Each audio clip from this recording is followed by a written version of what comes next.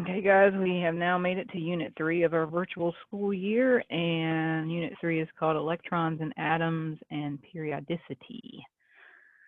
All right, so this unit is broken up into two sections. I'm going to go through section 1 with you, which is a little bit of a review from previous units, and we're going to get into electron configuration and orbital diagrams.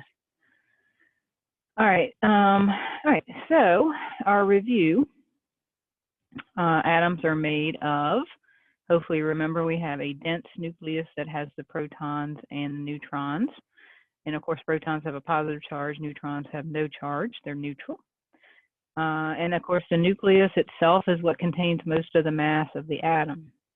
Okay, the electrons themselves do have a charge associated with them, a negative charge, and they orbit the nucleus, but they don't contribute much to the mass because their mass is almost zero. All right, something that may be new to you is called valence electrons. We mentioned them, and y'all probably should have talked about these if you've taken other science classes, but in chemistry, very, very important because the valence electrons are the outermost electrons in an atom, and they take part in the chemical bonding. Okay, we'll get into more of that later, but just remember valence electrons, if there's more than one orbital that the electrons are in, then these are the ones that are the outermost orbital, and they do the ionic bonding and are involved in covalent bonding, which we will talk about in our next unit after this one. All right, so the more protons you have in the nucleus, the stronger the attraction for the electrons, okay, because you know opposites attract. All right, so just a little bit more on the valence electrons. These are the electrons, again, in the outermost orbital. They are involved in the bonding, which we'll get into in Unit 4. You can tell how many valence electrons are in an atom by looking at the periodic table and looking at the numbers that run across the top of the periodic table. Now, this is already kind of have it for you because this is group 1, group 2. So all the elements in this first column would have one valence electron. And in our group 2 here, all the elements that are in this column would have 2 valence electrons. And normally your periodic table is labeled 1, 2, and then these in the middle here, your transition elements, 3, 4, 5, 6, 7, 8, 9, 10, 11, 12, and then you get to 13. Okay, you see there's no numbers here. These transition metals here in the middle don't really follow a strict pattern, so that's why you're not seeing numbers here. But the first 2 rows and these last rows here do. Now, if you remember when I was counting, I said this is row 13. And if you keep going, it's 14, 15, 16, 17, 18. So you see the pattern here.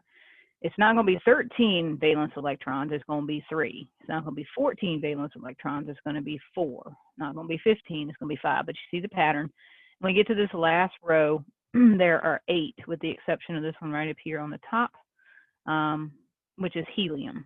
Okay, and that's our second element on the periodic table, so it's not very big, so it's just 2. You kind of have to remember that one.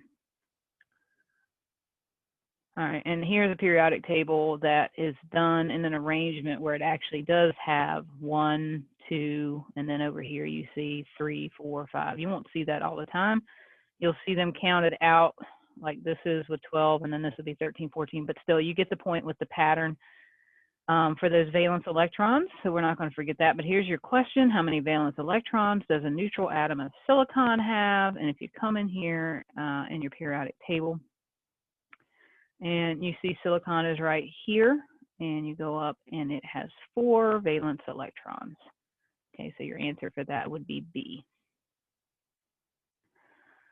All right, in our last chapter, we talked about several historical figures. One of them was Niels Bohr, and he was the one that had discovered the energy levels in atoms.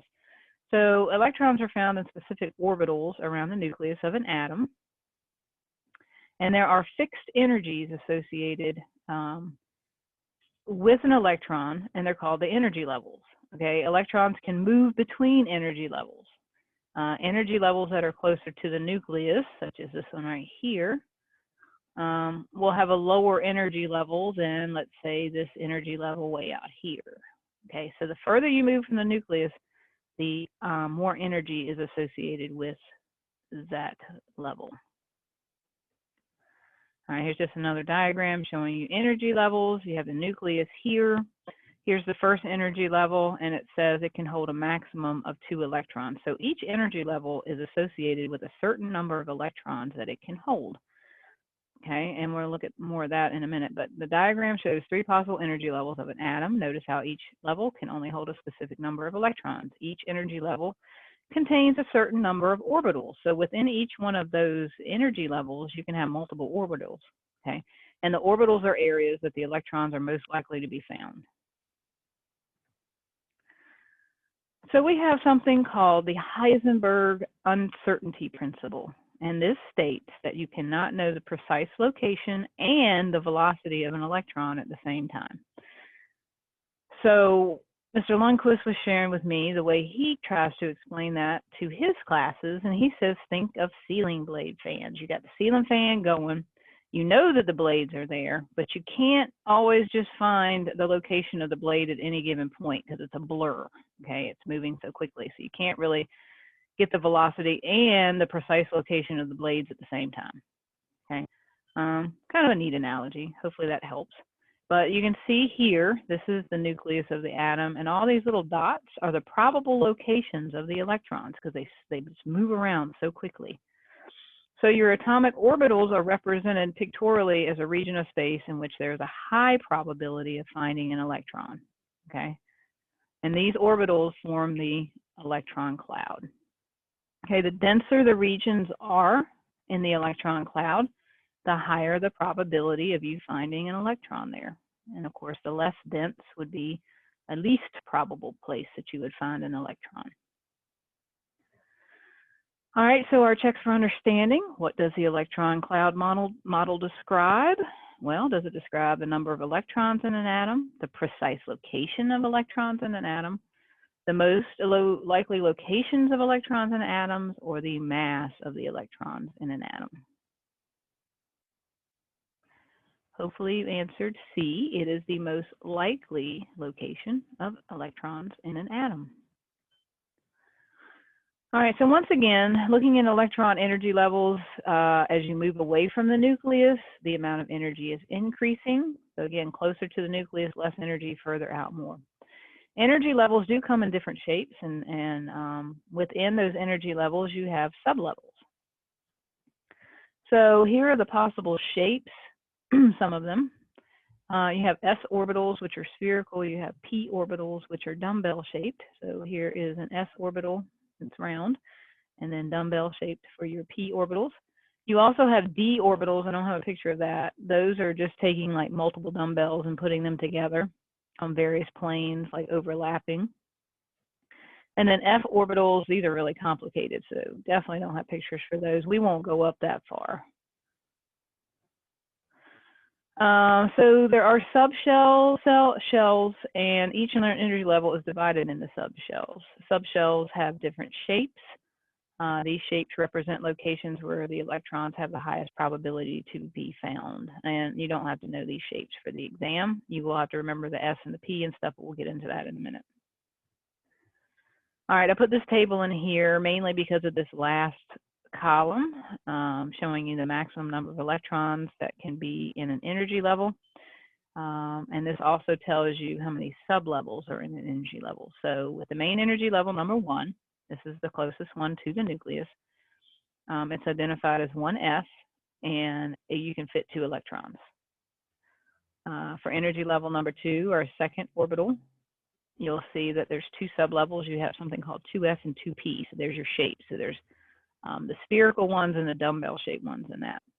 And you can fit 2 electrons in the S, and you can fit 6 in the P, which means you can get 8 total electrons in the energy level 2. And it just keeps going. Energy level 3, you can see there's P-shaped and D-shaped, and it tells you that you can fit 2 electrons in the S, 6 in the P, and 10 in the D. So you can get a total of 18 electrons in this level. So again, this is just kind of giving you the number of electrons that will fit into those different energy levels. So how many electrons can fit in the first energy level?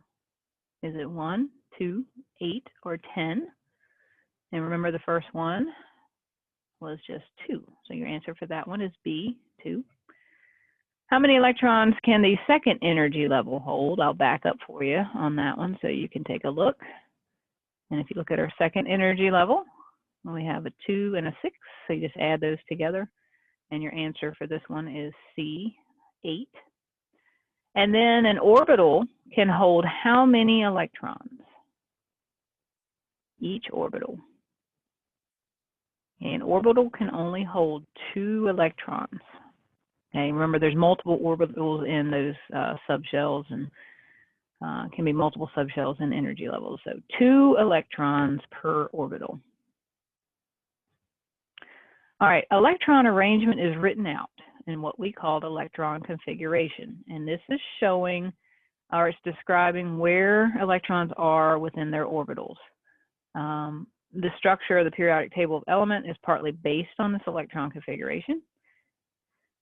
And atoms can have more than one of each kind of orbital. So let's take a look at this periodic table, which has been broken down into, it's putting those shapes in there. So you'll see this first row here is our 1s, so the 1 first energy level, and the S shape, which is that spherical shape. Our second row, or first 2 columns here, is 2s, so this is a second spherical shape orbital within our energy levels. And then you can go across the table on this side and we get to 2p, which tells you that the 2p orbitals are dumbbell shaped. Okay, it includes these. And then we keep going. So the way you read a periodic table is like you read a book. Okay, you start here on the left and you read across. And then when you get to the end of the sentence, you come back over here to the left again and you go across. So left to right, top to bottom. That's how we read the periodic table. So that's how you would be looking at these energy levels, and you kind of have to memorize this, and it's not that hard, but I guess it's easier for me to show you some examples. So let's take a look at oxygen and what oxygen's electron configuration looks like. So if I go back here, you can see oxygen is right here on our periodic table. And just to move my picture out of the way here so you can see, we have our 1s, which goes across here. So we know 1s is going to be included in that one. And we come back over here to 2s. That's also going to be included in this electron configuration. Again, read it like you do a book all the way across until you get to the element you're looking for. So we have to stop here. All right. So you can see that we're going to include 2p as well. So we have 1s. There's 2 of those. And then you get to 2s, we'll include that one as well, and then we'll include some of the 2p's. Now let me go back to the next slide. If you look, 1s, 2s, and 2p. So we have those 3 on there. So based on oxygen's atomic number, which is 8, it has 8 protons, so it also has 8 electrons. All right, so if you look at your configuration up here, these coefficient numbers, the 1, the big 1, the big 2, and the other big 2, those represent your energy levels. The letters, the S, and the P, represent those orbital shapes. So spherical, spherical, dumbbell shape. And then you have these little superscripts. Okay, we haven't talked about these yet. What do these things represent?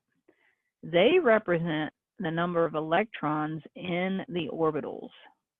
So one way you can check to see if you have it correct is to add these up. So it's 4, 5, 6, 7, 8. And how many electrons did we say oxygen had? We said it had 8. So we at least know our subscripts are right, our superscripts are right. All right, so how did we come to this?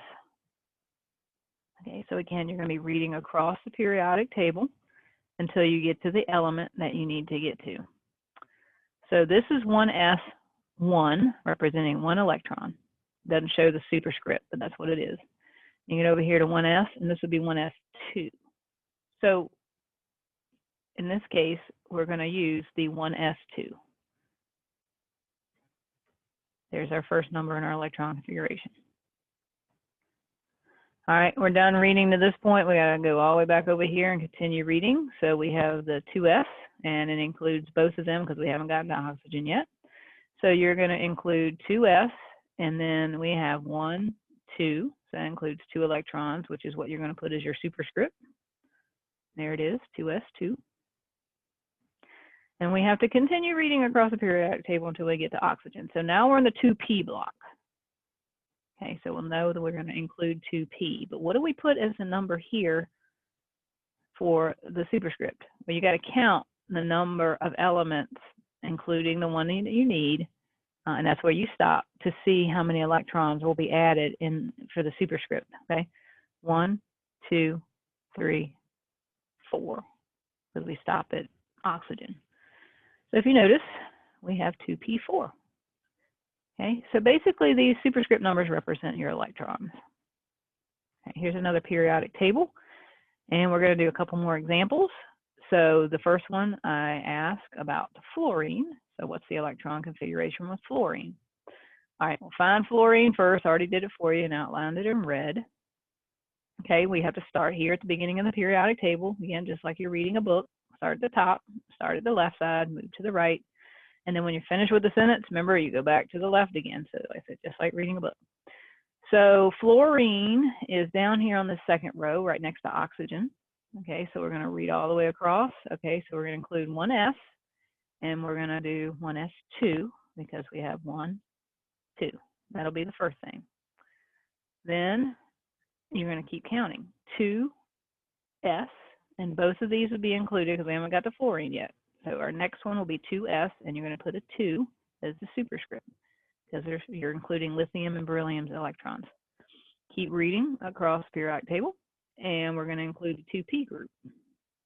All right, to figure out your superscript for the p, count how many elements, including the one that you're trying to find the electron configuration for. 1, 2, 3, 4, 5. So your superscript for the 2p will be a 5. Okay, so 1s2, 2s2, and 2p5. And you can see how I put the red arrows showing you how to read across and what you're including. And we stop at fluorine.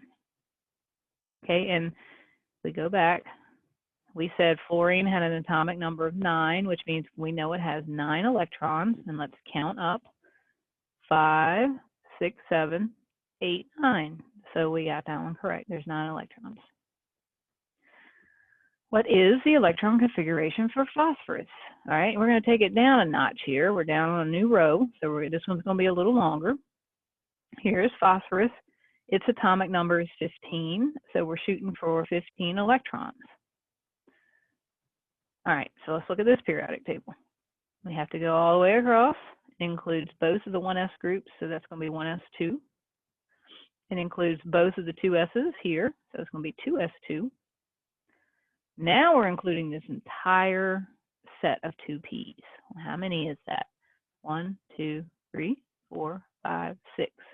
So your next number in your electron configuration will be 2p6. But we're not done because we haven't got the phosphorus. So now we're going to continue down here to the 3s's. It includes both of them. So it's going to be 3s2. Run across the table here until we get to phosphorus. And so that's the 3p. So what superscript do we put for the p? Count. 1, 2, 3. 3p3. So that is your electron configuration. 1s2, 2s2, 2p6, 3s2, and 3p3. Add them together, see if they add up to 15. So 3 plus 2 is 5, plus 6 is 11, plus 2 is 13, plus another 2 is 15. So that's 15 electrons. So that is our correct electron configuration for phosphorus. What's the electron configuration for potassium? All right, that is K. So we're going a little bit further again. And if you have problems like this, you kind of start thinking, okay, these electron configurations, you know, we just did phosphorus. Before that, we did oxygen and fluorine. So a lot of these electron configurations, the first part of them will be the same. It's just that the further you go on the periodic table, you're going to be adding to it. So I put the arrows in again. So 1s2, as we're including both of them. We're including both of the 2s groups, so 2s2. All of the 2p's, And we said that was, there's 6 of those, so 2p6, including both of the 3 s's, so 3s2. We're including all of the 3p's this time, so 3p6, and we have to keep reading, and we get to potassium here, and that's where we stop. So you're going to have one less entry into your electron configuration. It'll be 4s, but it's only including 1 in the 4s group, so your subscript, or superscript, I'm sorry, is going to be a 1. Okay, so 1s2, 2s2, 2p6, 3s2, 3p6, 4s1 is your correct electron configuration for potassium. If you're having trouble understanding, I have included a video here, and I'm going to make another video, I think, of some additional example problems if needed that I will share with you as well. All right, let's look at this. Chemists can identify the composition of some unknown salts by conducting a flame test. When potassium salts are heated in a flame, a purple color is observed. This is due to the movement of electrons between energy levels. Okay, so they're releasing light. What is the electron configuration of potassium? Well, we just did that. Go back and look. And that was it right there. So it's carried out to 4s1. So we have 2 that are 4s1, so we eliminate these 2. Look, they threw the D in here. I haven't even talked to y'all about D's yet. I will. This is the correct answer: 1s2, 2s2, 2p6, 3s2, 3p6, and 4s1. So your correct answer here is J. All right, we have a couple of examples. Write the complete electron configuration for chlorine. Okay, I'm going to give y'all a few minutes. You can pause the video here. Okay, and you can restart, and then you can see if your answer is correct. I even provided you with the table. And there's your answer. So hopefully you got that correct. All right, now this one includes the D block. All right, write the complete electron configuration for iodine. All right, see, our D block is here in the middle. That one throws a little bit because I know we had 1, 2, 3, and then you have 4s. But this one, if you're in the middle here, it backs up a number. So this is where it's the same concept where you want to cross. You just got to make sure that when you start your D's, you start with 3 here, even though the 4 is here with the s's. All right, so write the complete electron configuration for iodine. You can pause it if you need to. And when you come back, hopefully you got to this as your answer. Now, just want to point out, I would accept this, but they will rearrange these numbers here to make them go numerically. So you can see you had the 4s first, and then it went to the 3d, which is the way it is on the periodic table. But sometimes with formatting, they'll put that 3d here so that these numbers, match up. And the same here with the 5s2. They'll move the 4d, which that's the only difference between those. But I would accept this as an answer, unless I tell you specifically to put it in the correct format. All right, noble gas configuration. This is a shortcut in writing out electron configurations, and there's a video there that you can watch, but basically it just eliminates you having to write so much. You would find the nearest noble gas and just put that in brackets, and then right here you would, just whatever remains of the electron configuration you would write after the noble gas. So what is a noble gas configuration for potassium? Instead of having to write out all of those numbers that we were doing for potassium, you would end up with, go back and show you the periodic table that we use for potassium. See, potassium's right here. Our nearest noble gas is argon here. So after that, it's just the 4s1.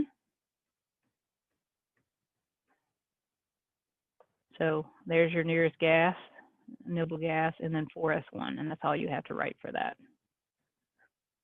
Okay, so write the electron configuration, noble gas configuration for boron. Boron is right here. Nearest noble gas is helium. Okay, so you'll put the helium in brackets and then just do the little bit here and up to boron. So your answer for this one would be this. Okay, I'll do some more examples. We're not going to do orbital diagrams in this lecture. We'll come back to that. So hopefully that helps you, and I will create a another video with some more examples for you. Y'all have a good day.